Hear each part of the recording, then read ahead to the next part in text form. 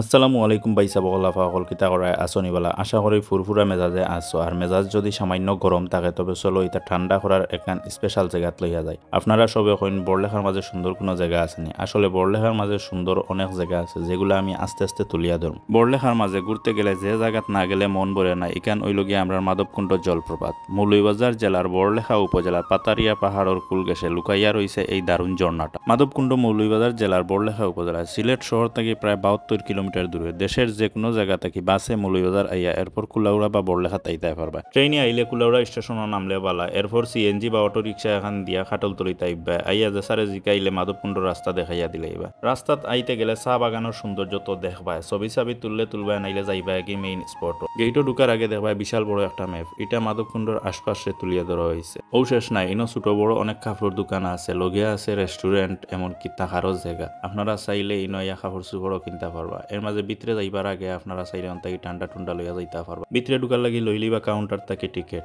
জনপ্রতি 20 থেকে 25 টাকা পড়তে পারে বা তার উপরেও পড়তে পারে, কইতাম পারি না ঘুরাসি। আমরা টিকিট লইছি না, কারণ আমার বন্ধুর খালা তুত্তা দেখিয়া বাই হলে কইছেন যে তোমাদের টিকিট লাগতো না, যাও গিয়া। গেইটো তাই 5-10 মিনিট আটিলে ফাইলিবা ঝর্ণা যাওয়ার সময় চারিদিকে খালি সবুজ আর সবুজ, বন জঙ্গল গাছগাছালি আর ঠান্ডা বাতাস। এখনো ভিতরে গেছি না, কিন্তু এই জায়গা দেখে আমার এত বেশি ভালো লাগে, মন চার অনগিয়া বই থাকতাম, কিন্তু বইলে তো হইতো না, আপনারা এত দেখানি লাগবে, নিজেও দেখা লাগতো। তো আক্কা যাই গিয়ে ভিতরে গিয়া দেখিলে ভিতরে আইয়া দেখি আল্লাহর কি কুদরত। পাথরের পাহাড়ের বুক সিরিয়া প্রায় 162 থেকে 200 ফুটের উপরে থাকি পানি যখন হল তেড়ে নিচে কুণ্ডত পড়ে তখন এখান শাহ আওয়াজ হয়। চিন্তা করো, পাহাড়ের চূড়া থাকি যখন লক্ষ লক্ষ মন পানি নিচে আছাড় খাইয়া পড়ে, হায় রে আমার জান, মনে হয় যেন পাহাড়ে গান গাইরা। বর্ষাকাল আইলে তো আরেক কাণ্ড, পানি এত বেশি হয় ঝর্ণা দুইটার দ্বারায় ফাটিয়া পড়ে, এক কানো বড় আর এক কানো ছোট, দুই বোন যেন হাত দৌড়াদৌড়ি করিয়া নিচর কুণ্ডত নামরা। ইটা দৃশ্য দেখলে খালি আফসুস লাগবো, কিতার লাগি আরো আগে আইলাম না। আর ঝর্ণার নিচর কুণ্ডত এত পরিষ্কার ঠান্ডা পানি, মন চায় দিনভর খালি ডুব মারি। তবে সাবধান, কুণ্ডর মাঝখানটা কিন্তু খুব গভীর, কিনারা তাকে ঠান্ডা পানি গায়ে লাগাইও আর আল্লাহর কুদরত দেখিও। আরো এখন মজার ঝর্ণা আছে ইকানোর পাশে, নাম হইলগি পরিকুণ্ড জলপ্রপাত। মূল ঝর্ণা থাকি অল্প একটু দূরে, তবে পরিকুণ্ড যাইতে একটু কষ্ট হয়।